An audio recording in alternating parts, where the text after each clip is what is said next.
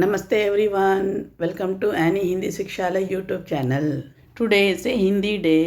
So எல்லாருக்கும் ஹிந்தி தின நல்வாழ்த்துக்கள். Today's topic is daily uses verbs and அதோட குட்டி குட்டி வாக்கியங்கள். வாங்க பார்க்கலாம்.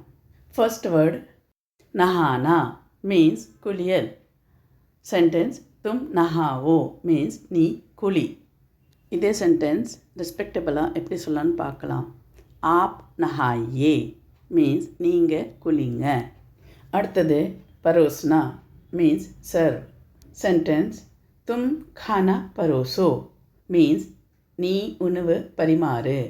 ரெஸ்பெக்டபிளாக பார்க்கலாம்.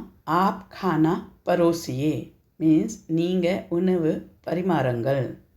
அடுத்தது भेजना மீன்ஸ் சென்ட் அனுப்பு. சென்டென்ஸ் तुम मिठाई भेजो means